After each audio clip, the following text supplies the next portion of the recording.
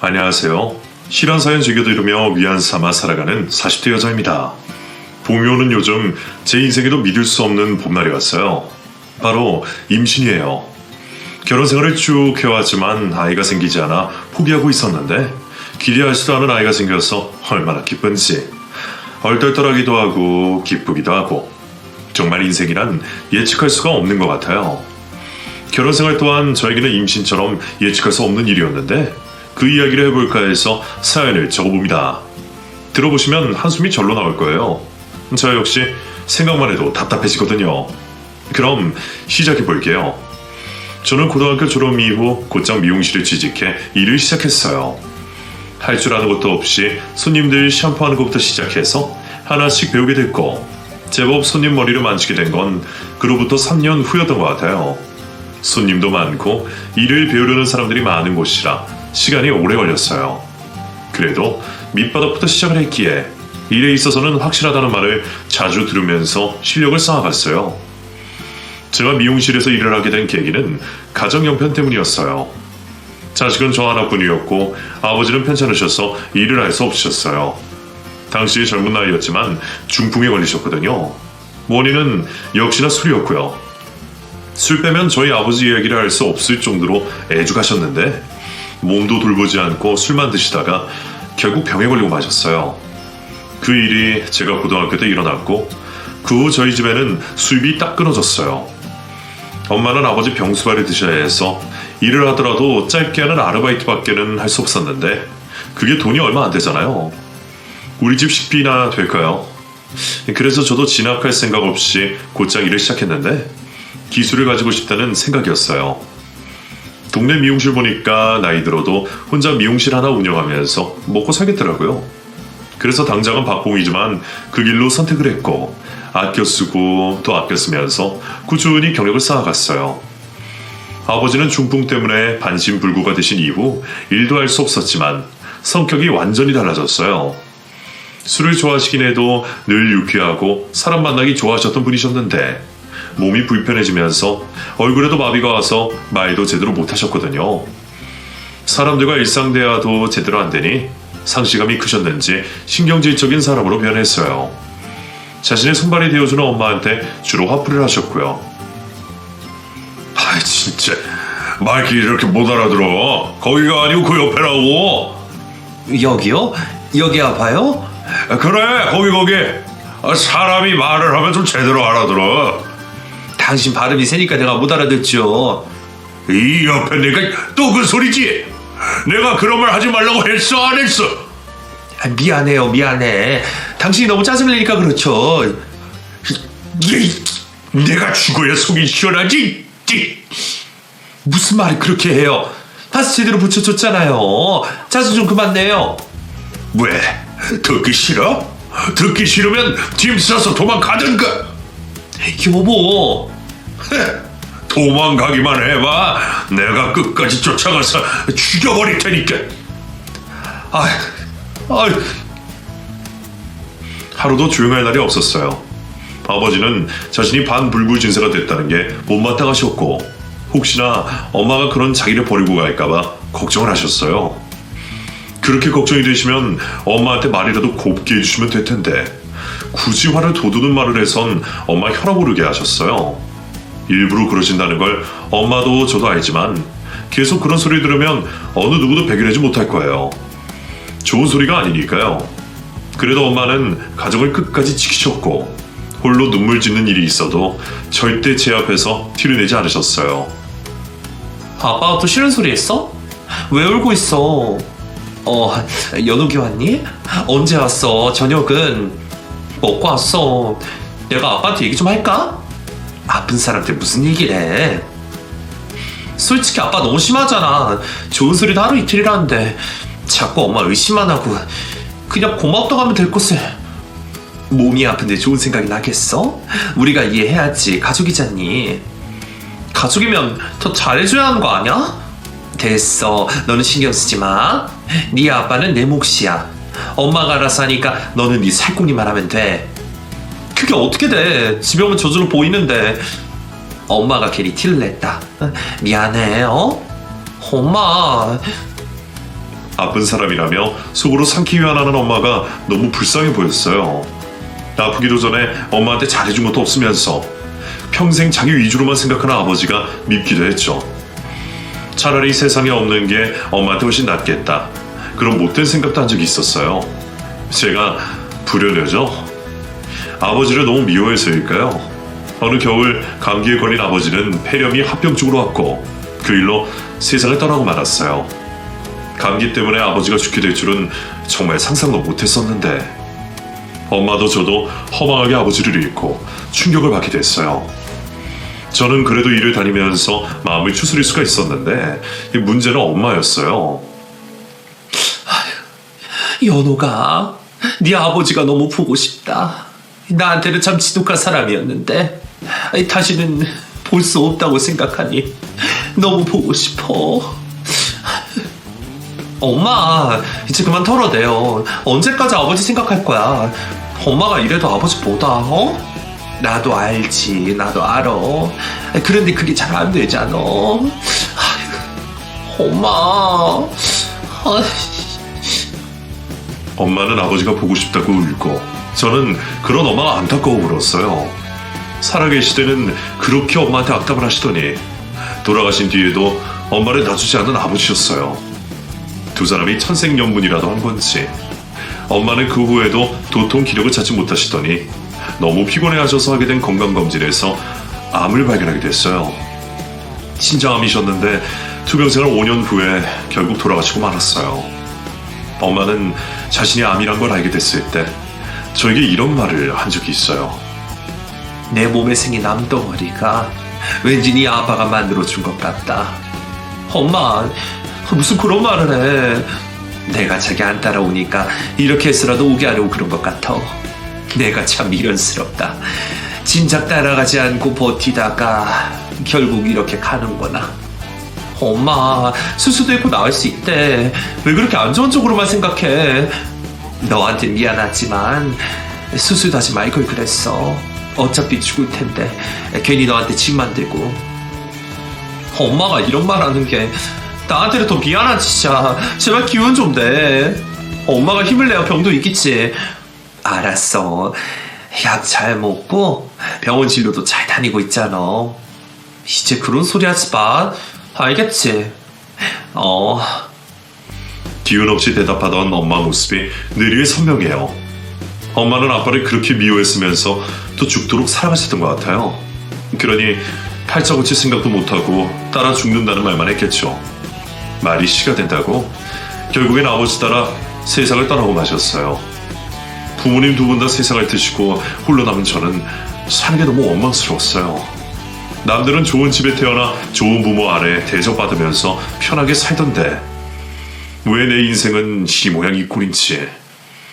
부모마저 먼저 가버리고 나 혼자 남겨져 아둥바둥 사는 것 같아 허망하고 한탄스러웠어요. 미용이라면서 온갖 갑질에도 묵묵히 버티며 일을 했던 건 모두 가족 때문이었는데 한 푼이라도 더 보탬이 되려고 아버지 약값도 드리고 엄마 생활비도 보태려고 그렇게 일을 한 건데 둘 다 내가 그러는 건 고맙다 하지도 않고 죽어버렸으니 제가 얼마나 속이 상했겠어요. 마음이 그렇게 힘이 드니 일터에서도 일하는 게 힘들었어요. 야, 내가 이 색깔로 해달랬어? 아까 말한 거랑 색깔이 다르잖아. 손님, 빛 반사가 되면 색상이 다르게 나와요. 밖에 나가서 비춰보시면 아까 말씀하신 거랑 같은 색이 나옵니다. 내가 실내에 있어도 이 색이 되게 해달라고 했잖아. 언제 그러셨어요? 처음에 색상 차이가 있을 수 있다고 안내 드렸잖아요. 근데 이게 어디서 또박또박 말 될 거야? 야! 원장 어딨어? 나오라 그래! 손님, 저랑 말씀을 하셔요. 자, 누가 너랑 얘기한대? 토달지 말고 원장 나오라 그래, 당장! 어느 때나 있던 진상 손님이었어요. 충분히 안내를 하고 탈색과 염색이 진행했지만 원하는 색이 아니라며 화를 냈고 급기야 제 뺨을 때리더군요. 그러면서 원장 나오라고 고래고래 소리를 지르는데 정말 질리는 기분이었어요. 제 속에 꾹꾹 눌러놨던 분노들이 참지 못하고 빠져나오려고 했고 순간 저는 이성을 잃어버렸어요. 그래서 그 손님에게 소리를 질렀는데 결국 머리채까지 갖고 싸우게 됐어요. 원장님이 달려나오고 직원들도 저희 둘에게 붙어 떼놓는다고 난리였어요. 겨우 떨어졌지만 그 손님은 고소를 하겠다고 나왔고 저는 마음대로 하라고 했어요. 저한테 먼저 손댄 사람은 손님이었기에 저도 할 말이 있었거든요. 원장님의 중재로 겨우 마무리가 되었지만 저는 그 일에 대한 책임을 져야 했어요. 아마추어가 이게 무슨 짓이야. 네가 내 미용실에서 이딴 식으로 해도 된다고 누가 그랬어.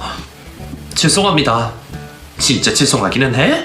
나 이거 그냥 못 넘어가. 3개월 동안 월급 깎을 테니까 그렇게 알아. 저 그냥 그만둘게요. 뭐? 그만둔다고? 네, 패키쳐서 죄송합니다. 그만두면 어디로 가게? 너네 가게에서 그만뒀는데 내가 딴 집에 취직하게 둘 것 같아? 여기 뜨려고요. 그러니 걱정 안 하셔도 돼요. 안녕히 계세요. 저는 또 다른 갑질을 하려는 원장에게 그만두겠다고 했어요. 제가 그렇게 말하자 원장이 그 동네 터줏대감이라 다른 미용실에 취직 못하게 손을 쓰겠다고 하더군요. 그래서 마음대로 하라고 했어요. 어차피 나는 그 동네를 아예 뜰 생각을 하고 있었기 때문에 그러든지 말든지 저와 상관이 없었어요. 그동안 샴푸 알바부터 시작해서 제가 얼마나 돈을 많이 벌어다 줬는데 이딴 식으로 나오다니 어이가 없더군요. 차라리 잘됐다 싶었어요. 그냥 혼자 창업해서 적게 벌더라도 마음 편히 일하자 싶었죠. 그래서 저는 지방으로 이사를 가게 됐고 여기저기 알아보다가 정말 예쁜 동네를 발견했어요. 산으로 둘러싸인 동네였는데 강도 흐르고 사람도 제법 많고 어찌된 일인지 미용실이 하나도 없는 동네였어요. 여기 자리를 잡으면 되겠다는 느낌이 한 번에 팍 왔죠. 그래서 거기에 눌러 앉게 됐어요. 내 가게를 차리고 나니 기분이 이상했어요. 인테리어 하나하나 제 손길이 안 닿은 곳이 없었고 미용기계도 발품 팔아서 상태 좋고 저렴한 중고로 들여놨어요. 제 취향대로 가게를 꾸미고 나자 얼마나 만족감이 들던지. 부모님께 받은 재산이 조금 있어서 매출에 대한 스트레스도 없고 정말 좋더라고요. 동네가 작아서 오고 가는 사람들과 매일 인사 나누며 지냈는데 한 달 정도 지나니 동네 사람들과 다 아는 사이가 됐어요. 농촌 특성상 수다스러웠지만 다들 정도 많고 좋은 분들이었어요. 젊은 여자가 외지에서 혼자 와서 장사한다고 저한테 관심들도 많았고 젊은 사람이 일부러 농촌에 와서 산다고 예뻐해 주시는 분들도 있었어요. 벌이가 많지 않아도 이 동네에 정착하기 잘했다는 생각이 진짜 많이 들었었어요. 미용실이 한 군데밖에 없었기에 동네 주민분들이 대부분이 제 미용실에 와주셨어요. 대부분 뿌리 염색이나 빠글머리 파바라 하셨지만 찾아와 주시는 게 너무 감사했어요. 가끔 남자 손님들도 오셨는데 거의 다 커트 손님이었고 마무리 단계에 왁스로 스타일링이라도 해드리면 쑥스러워 하시면서도 기분 좋게 가게를 나가셨어요. 농산일에 멋낼 줄 모르고 살면서 가끔 그렇게 이벤트처럼 해드리니 기분 전환되고 좋으신 것 같았어요. 그런 모습을 보면서 저도 뿌듯하고 그랬죠. 옆골목에 이발소가 있어서 남자 단골은 흔치 않았는데 몇 안 되는 단골 중에서 유독 인상이 좋은 분이 한 사람 있었어요. 오실 때마다 늘 웃는 상이어서 저도 덩달아 기분이 좋아지는 분이었고 한 달에 한 번은 꼭 오셔서 이발하고 가셨어요. 어서오세요. 지난번처럼 다듬어 드릴까요? 네, 사장님이 해주는 스타일은 다 마음에 들어요. 다들 저한테 잘 어울린대요. 그래요? 마음에 드신다니 다행이에요. 근데 사장님은 결혼 안 하세요? 저요? 인연이 아직 없어서 결혼을 못하고 있어요. 아, 그럼 결혼 생각은 있으신 거네요? 그럼요. 이 험한 세상 혼자 살기 쉽나요? 결혼 이야기를 하시길래 별뜻 없이 대답을 했어요. 언젠가는 하겠지만 당장은 결혼 생각이 없어서 의미 없이 한 말이었는데 그 이후 그 남자 손님이 자주 찾아왔죠. 그전에는 머리 손질을 할 때만 찾아왔다면 이제 시도 때도 없이 와서 인사를 했어요. 올 땐 또 절대로 빈손으로 오는 경우가 없었어요. 커피나 빵, 과일 같은 먹거리를 사서 왔죠. 이런 거 안 주셔도 돼요. 그냥 오셔서 커피 한 잔 드시고 가도 되는데. 그냥요. 사장이 챙겨주고 싶어서 사왔어요. 부담 갖지 마시고 드세요. 고마워서 어쩌죠? 다음에는 그냥 오세요. 제가 커피 타드릴게요. 네, 알겠어요. 저랑 대화를 나눌 때면 늘 부끄러워하시면서도 얼굴에 웃음이 한가득이었어요. 조금씩 친해지면서 가정사도 듣게 됐는데 저처럼 부모님이 일찍 돌아가시고 혼자 지내면서 농산일을 하는 분이셨어요. 꽤 어릴 때부터 혼자 지냈다고 하셨는데 얼굴에 근심 하나 없이 늘 밝은 표정이셨고 그 모습이 저에게는 정말 인상적이었어요. 매번 커트만 하러 오시던 분이 여러 번 찾아오시면서 염색도 하고 파마도 하고 일부러 그러는 걸 눈치채고 있었기에 그런 모습들이 귀엽게 느껴졌어요. 다 큰 성인 남자가 귀엽게 보이다니 그때 이미 그 사람을 저도 좋아하고 있었던 것 같아요. 우리는 자주 얼굴을 보면서 서로 가까워졌어요. 자주 보면 정든다잖아요. 거기다 먹을 것까지 공세하니 좋아하는 마음까지 생겨버렸죠. 그 사람의 노력 덕분에 연애를 하게 됐고 동네에서 몇 안 되는 농촌 총각과 저는 결혼까지 하게 됐어요. 저희가 결혼한다고 하니 온 동네의 어른들이 더 좋아해 주시면서 마을회관에 직접 잔치까지 열어주셨어요. 마을에 있는 교회에서 결혼식을 올리고 회관에서 피로연을 올렸죠. 제 지인들은 몇 명 오지도 않았지만 온 동네 사람들이 하객이라 결혼식엔 손님들이 많았어요. 이렇게 축하를 받으며 결혼을 하게 될 줄은 꿈에도 몰랐기에 저는 감동의 눈물을 흘렸죠. 동네 사람들 보는 데서 결혼식까지 올렸는데 싸우지 않고 백년해로 하겠다고 아들, 딸 많이 낳고 잘 살겠다고 그렇게 약속을 했어요. 새로운 가정을 만든 저는 너무 행복했어요. 남편도 생기고 집도 생기고 논도 소도 생겨서 제가 지켜내야 할 것들이 많아졌어요. 그리고 이전에는 외지 사람이라는 느낌도 있었는데 이제는 완전히 동네 사람 된 것 같아 소속감도 생겼고요. 부모님 돌아가시고 세상의 외톨이라는 느낌을 지울 수가 없었는데 저는 정말 복이 많은 사람인 것 같았어요. 남편도 저를 정말 많이 좋아하고 챙겨줘서 더 바랄 게 없었고요. 저는 자식을 많이 낳고 싶었어요. 남편 닮은 아들도 낳고 싶었고 저 닮은 딸도 낳고 싶었죠. 그런데 이상하게 결혼 2년차가 넘어가는데도 아이가 생기지 않았어요. 동네 어르신들도 아직 아기 소식 없냐고 물어보시는데 대답할 때마다 속이 상했어요. 임신을 바라고 있는데 안 되니까 안달이 나기도 했고요. 그런 저를 남편이 다독여줬어요. 마음 조급하게 가시지 마. 나는 아이 없어도 당신만 있으면 충분해. 나는 당신 닮은 아이 낳고 싶단 말이야. 언젠간 오겠지. 다 하늘이 알아서 하시는 일이니까 우리는 걱정 없이 살면 되는 거야. 당신은 어쩜 그런 태평해? 나만 조급한 것 같아. 억지할 수 없는 일이잖아. 그러니 마음 편하게 가져. 어? 나이 차는 얼마 안 나지만 저보다 몇 배는 더 큰 마음을 가진 사람이었어요. 결혼 전에도 그랬지만 이후에도 한 번도 저에게 화내거나 짜증내지 않았고요. 제가 만든 음식은 뭐든 다 맛있다고 해줬고 또 가끔은 저 쉬라고 자기가 밥을 할 때도 있었어요.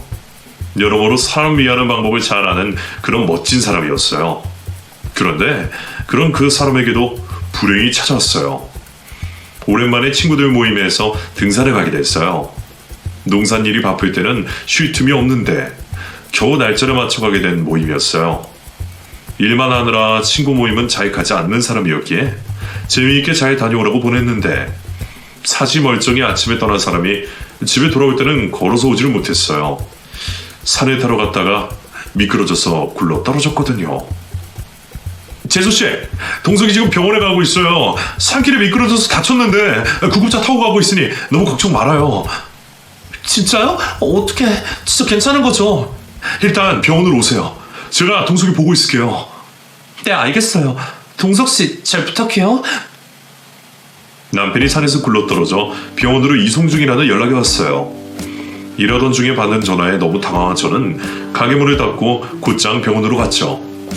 같이 있던 친구분과 계속 전화통화를 하며 급히 갔는데 제가 도착하자마자 곧장 수술에 들어갔어요.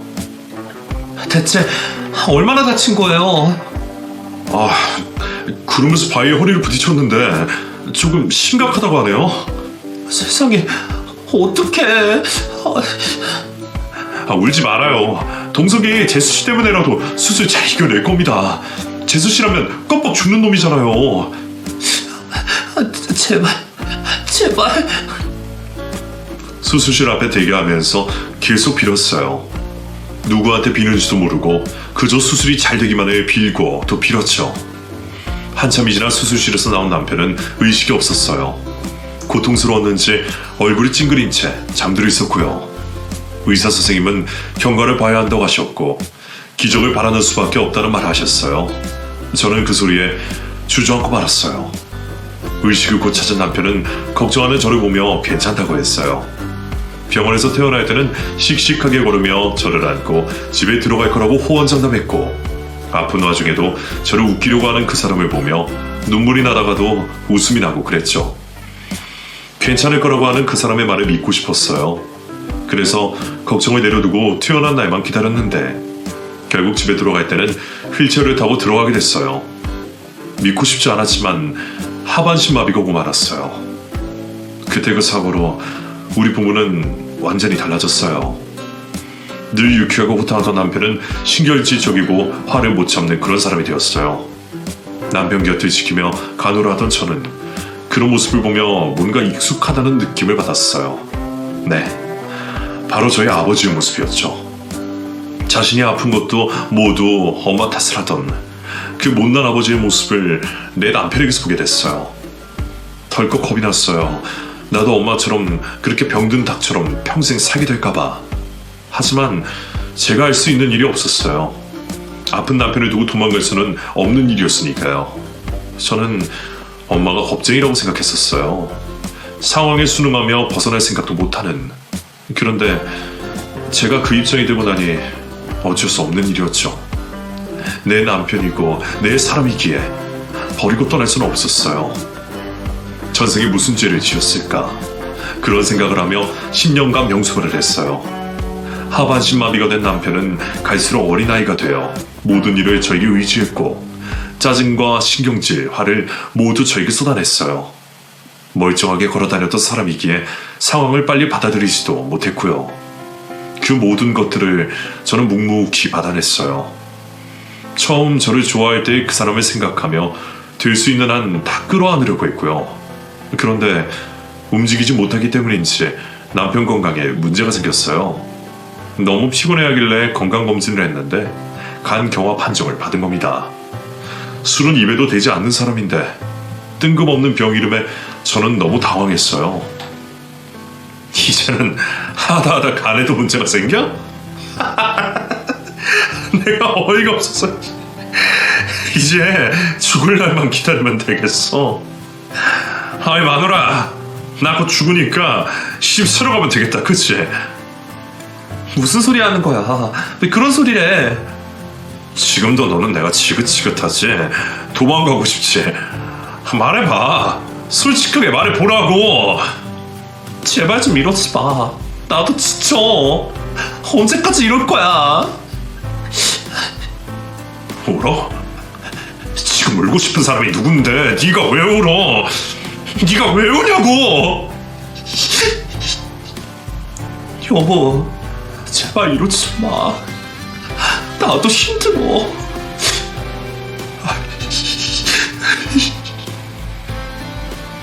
우리는 서로를 붙들고 울었어요. 녹록치 않은 인생살이가 억울해서 펑펑 울었어요. 왜 자꾸 이런 일이 생기는 건지 하늘에게도 따지고 싶은 심정이었어요. 하지만 누굴 탓하겠어요. 원망할 사람도 없었어요. 닥친 상황을 받아들이고 더 나빠지지 않게 애를 쓴 수밖에요. 의사는 이식수술밖에 없다고 했어요. 당장 맞는 사람이 없어 계속 기다리다가 기증자가 나왔고 곧이어 수술에 들어갔죠. 이식만 잘 되면 간은 금방 회복된다고 해서 기대를 했어요. 그런데 수술은 잘 됐지만 남편 몸이 견디지를 못했고 몇 년 지나지 않아 세상을 떠났어요. 복도 지지리도 없지. 엄마 아버지 돌아가시고 남편같이 죽다니 어쩜 이렇게 인생이 기구한지. 하늘도 너무한다는 생각에 살아갈 희망이 없었어요. 결혼하고 자식 하나 갖지 못한 채 13년 만에 남편은 죽고 혼자가 됐어요. 행복했던 결혼 생활은 고작 3년이 채 되지 않았고 나머지 세월은 하반신 마비인 남편 병가로만 하면서 보냈어요. 뭘 해도 안 되는 년이 있다면 그게 저인 것 같았어요. 어쩜 이리 꼬여도 제대로 꼬이는 건지. 상황이 그 정도 되니 지치더군요. 살아서 뭐하나, 죽고 싶다는 생각도 들었어요. 뭘 해도 안 되는 인생, 그래, 끝내버리자. 내 손으로 모든 걸 끝내버리자. 그렇게 마음을 먹게 됐어요. 저는 결심을 하고 주변 정리를 했어요. 남편의 재산도 모두 처분하고 미용실도 다른 사람에게 넘겨버렸어요. 살림살이도 죄다 버리거나 나눠주고 세상에 제가 살았다는 흔적을 하나씩 지워갔죠. 웃기게도 그러는 동안 눈물이 났어요. 삶의 미련이라도 있는 건지 서럽고 서글퍼서 눈물이 나더군요. 흔적을 지우는 동안 그러지 말라고 말려주는 사람 하나 없었어요. 다들 사는 게 바빠서인지 저 같은 건 어느 누구도 신경 쓰지 않았어요. 고독했어요. 진짜 죽어야겠다. 나 같은 건 세상에 쓸모없는 인간이다. 그렇게 생각하며 마지막 향에 달려가는데 그때 저를 그 구렁텅이에서 건져줄 사람이 나타났어요. 바로 죽은 남편의 친한 친구였어요. 진원 씨 덕분에 버틸 수 있었어요. 그동안 도와주셔서 정말 고맙습니다. 인사받으려고 찾아온 거 아니에요. 어떻게 지내고 있나 궁금해서. 그냥 잘 지내고 있어요. 혹시 어디 여행 가요? 집에 짐이 이렇게 없어요? 이사 가려고요? 아니요. 그냥 지저분해서 정리한다고. 난 또 어디 멀리 가나 했네요. 밖에 날씨 좋은데 나랑 맛있는 거 먹으러 갈래요? 맛있는 거요? 사양하지 말아요. 오는 길에 바다 식당이 있는데 맛있을 것 같아요. 같이 가요. 죽은 남편 병간호 동안 안팎으로 도와준 절친이었어요. 사업을 하는 그 친구는 경제적인 지원도 많이 해줬고 종종 찾아와 남편의 말동무도 되어주는 사람이었어요. 그 사람 덕분에 돈 걱정 없이 지낼 수 있었다고 해도 과언이 아니었죠. 남편이 죽고 났을 때도 제 곁에서 장례 치르는 것들 다 도와주고 너무나 고마운 사람이었어요. 제가 가장 힘든 시기에 나타나 또 손에 내밀어 주는 걸 보면 정말 은인이었어요. 이후 우리는 자주 만났어요. 아니, 그 사람이 저를 계속 찾아왔고 저도 거절하지 않았죠. 의지할 곳이 필요했어요.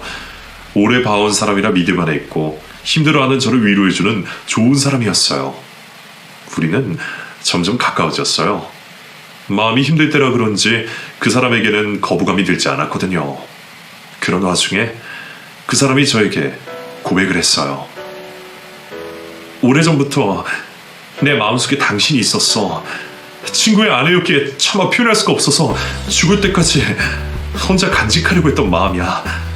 그런데 이제 숨길 필요가 없을 것 같아. 하늘이 나에게 준 기회가 아닐까 싶어. 안 돼요. 우리가 어떻게? 왜 안 돼? 정석이는 이미 떠났고 당신은 혼자 지내잖아. 나 역시 혼자고 힘들어하는 당신을 바라만 보는 게 힘들어. 내가 도와줄게. 지켜줄게. 나한테 기대도 돼. 하지만 어떻게? 괜찮아. 내가 다 알아서 할게. 당신은 내 손만 잡아주면 돼. 저를 지켜주고 싶다고 했어요. 저를 위해선 뭐든 다 줄 수 있다고 했고요. 절대로 혼자 외롭게 두지 않겠다는 그 말에 제 마음은 흔들리게 되었고 얼마 뒤 우리는 부부가 되었어요. 죽은 남편의 친구가 새로운 남편이 된 거예요. 처음엔 죄책감이 들었어요. 그 사람의 친구와 이런 사이가 되어도 괜찮을까? 혼란스러웠고요. 하지만 저는 힘들었어요. 목숨을 버릴 생각을 할 정도로 힘들었기에 저에게 다른 선택지는 없었어요. 살고자 그 사람의 손을 잡을 수밖에 없었어요. 새로 시작된 결혼 생활은 저에게 안정감을 줬어요. 늘 한결같이 저를 챙겨줬고 사업하는 덕분에 생활도 넉넉했죠. 용돈도 다 쓰지 못할 만큼 챙겨주면서 필요하면 말을 하라고 했어요. 제 인생 통틀어 가장 여유로운 생활을 했어요. 하지만 그런 게 전부가 아니었어요. 처음엔 안정감을 가졌던 그의 관심이 점점 과해지기 시작했어요. 제가 누구를 만나러 가거나 모임이 있을 때마다 동행을 하려고 했고 그러지 못할 때는 수시로 전화통화와 만나는 사람이 누구인지 확인하는 영상통화도 해야 했죠. 제가 걱정이 되어서 그런다고나 했지만 뭔가 이상했어요. 그러다가 확실하게 문제가 있다고 느끼는 일이 생겼어요. 옆집에 새로 이사온 부부가 있었는데 이삿떡을 돌리고 있었어요. 맛있어 보이는 시루떡을 건네봤다가 접시가 엎어졌고 떡이 떨어져 먹을 수 없는 상황이었어요. 부부는 미안하다고 하며 다시 가져다 준다고 했는데 잠시 뒤 남자 혼자 와서 저에게 떡을 주더군요. 괜찮은데 잘 먹을게요. 아닙니다. 맛있게 드시고 앞으로 잘 부탁드려요. 네, 서로 얼굴 보면 반갑게 인사해요. 네. 이런 얘기 자주 들으셨을 텐데 진짜 미인이시네요. 네? 넉살 좋은 사람이었어요. 제가 이쁘다며 서비스 멘트도 날릴 줄 아는 사람이었고요. 웃으면서 서로 인사치를 하는데 엘리베이터가 멈추고 남편이 나타났어요. 웃고 있는 우리를 보더니 갑자기 그 사람에게 달려드는 겁니다. 너 이 새끼, 내 마누라한테 무슨 수작이야? 여보, 뭐하는 짓이야? 세상에, 괜찮아요? 어쩜 좋아? 대체 왜 이러십니까? 당신, 지금 내 앞에서 이 새끼 챙기는 거야? 여보, 왜 이래? 옆집에 이사 오신 분이야. 이삿떡 주시고 인사하러 오신 건데 이게 무슨 결례야? 뭐? 그게 사실이야? 사과하시죠. 저도 이웃끼리 경찰서까지 가고 싶진 않지만 기분이 상당히 안 좋네요. 미안합니다. 제가 오해를 했네요. 치료받으세요. 변상하겠습니다. 제가 집에 남자를 끌어들인 줄 알고 화가 난 남편이었어요. 어떻게 그렇게 오해를 할 수가 있는지 도통 이해가 되지 않았어요. 그날 결혼해서 처음으로 화를 냈어요. 이렇게 저를 못 믿고 있을 줄은 상상도 하지 못했고 심지어 그간의 행동들을 비추어 봤을 때 이건 분명 의부증 같은 병인 것 같았어요. 그게 아니면 왜 이런 행동을 했는지 설명이 되지 않았어요. 남편은 저에게 미안하다고 사과하고 또 사과를 했고 저는 겨우 용서를 해줬지만 조금씩 피어난 의심은 사그라들지 않았어요. 게다가 그 이후로도 남편의 이상한 행동은 계속되었어요. 남편은 일거수일투족 제 일에 간섭하고 사사건건 확인을 했어요. 혼자 다니는 건 절대로 있을 수 없는 일이었고 쇼핑을 가건 친구를 만나건 남편과 동행해야 했어요. 제 핸드폰 통화 내역까지 모두 확인하며 감시를 하더군요. 답답해서 미칠 것 같았어요. 도저히 이렇게는 안 되겠다 느꼈죠. 그래서 미용실을 다시 오픈하고 싶다고 했어요. 가게를 핑계 삼아 밖으로 나가 요량으로요. 그랬는데 절대로 안 된다고 했어요. 돈이 필요하면 자기가 주겠다면서 밖에 나가지 못하게 했죠. 싫어. 나는 일하다 나갈 거야. 나는 성인이고 당신 허락 따위 필요 없어. 너 대체 왜 이러는 거야? 내가 돈 준다 하잖아. 그런데도 기어코 나가겠다고? 너 남자 꼬시려고 나가려는 거야? 나한테 질렸어? 왜 말이 그쪽으로 가? 남자를 꼬신다니 대체 나를 어떻게 보고? 그렇잖아. 다른 여자들은 돈 준다 그러면 고분고분하게 말 잘 듣는데 대체 너는 왜 그러는 거야? 고분고분? 그럼 그런 여자랑 살아. 뭐라고? 자기 마음대로 되지 않는다며 저를 때렸어요. 금방 부풀어 오르는 얼굴을 부여잡고 저는 울었어요. 남편이 저를 때릴 줄은 꿈에도 몰랐으니까요. 남편은 우는 저를 쳐다보더니 밖에 나갔고 밖에서 문을 잠궈버렸어요. 열쇠 없이는 열 수 없는 자물쇠로 말이에요. 감금이나 마찬가지였어요. 저는 남편이 무서웠어요. 오랜 시간 이 사람을 봐왔지만 이런 모습이 있을 줄은 꿈에도 몰랐어요. 저는 충격과 상실감에 방으로 가 누웠어요. 눈물이 하염없이 흘렀고 마음이 아팠어요. 전 남편이 친구와 결혼을 했기에 벌을 받는 건가? 전 남편이 나에게 복수를 하는 걸까? 별 이상한 생각이 다 들었어요. 울다 지친 저는 잠이 들었고 눈을 뜨니 아침이었어요. 아침 햇살이 방을 비추는데 그걸 보면서도 아무런 감흥이 생기지 않더군요. 마음이 지쳐 아름다운 것도 그렇게 느껴지지 않았어요. 남편은 간밤에 들어오지 않은 것 같았어요. 이 사람 얼굴을 어떻게 봐야 할까 막막해졌죠. 잠시 멍하니 누워있다가 일어나려고 하는데 침대 끄트머리에 낯선 종이가 보였어요. 무심코 손을 뻗어 종이를 집어드니 익숙한 필체였어요. 몇 달 전 그만둔 가정부의 필체였어요. 당신 속았어요. 도망가세요. 라는 글이 적혀 있는데 저에게 보내는 메시지인 것 같았어요. 갑자기 등골이 오싹해지더군요. 그 가정부는 오래 일했던 사람인데 남편이 아파서 몇 달 전에 일을 그만뒀었어요. 이 쪽지는 그만두기 전에 쓴 것 같았죠. 제가 모르는 뭔가를 알고 있는 것 같았어요. 그래서 다시 만나야겠다 생각했어요. 남편과 화해를 하고 가정부를 들여야겠다고 했어요. 무릎이 아프다고 하고 사람을 쓰겠다고 했죠. 알아서 하라는 답을 듣고 예전 그 가정부가 연락을 했어요. 일은 할 수 없다고 하길래 사정을 해서 집으로 불렀어요.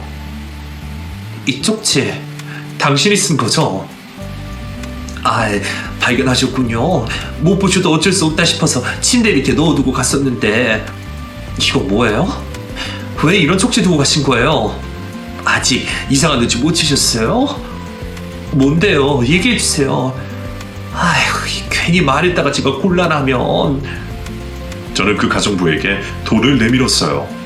꽤 두툼한 돈 봉투를 받아들더니 머뭇거리며 말을 시작했죠. 그 얘기를 들으면서 저는 점점 사색이 되어갔고 상상 이상의 얘기에 혼이 나갈 것만 같았어요. 그게 다 진짜요? 사실 맞아요? 네, 맞아요. 뭐 증거는 없지만 사장님이 사모님을 전부터 탐을 내고 있었고 질투가 나서 산에서 밀어버렸대요. 그게 있을 수가 있는 일이에요?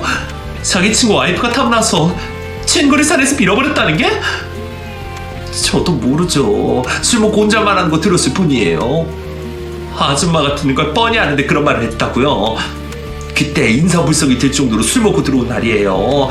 다음날 보니까 제가 있었다는 것도 모르는 것 같더라고요. 그래서 저도 입 다물고 있었는데 몇 달 뒤에 사모님이랑 결혼한다길래 제가 얼마나 놀랐는지 알아요? 이게 사실이면 너무 무서운 일이잖아요. 사장님 강박 증상도 있고 하여튼 보통 사람은 아닌 것 같아요. 조심하세요. 그럼 저는 갑니다. 돈 잘 쓸게요. 무시무시한 말을 던져놓고 가정부는 가버렸어요.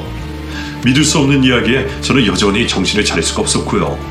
하지만 확인해야 한다는 생각은 분명했어요. 그날 밤 남편이 집에 왔을 때 망설이지 않고 확인을 했어요. 나 다 알고 있어. 무슨 소리야? 뭘? 당신이 동석 씨 산에서 밀었지. 뭐? 대체 무슨 소리야?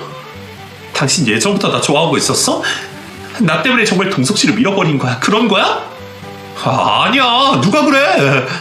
말도 안 되는 소리 하지 마.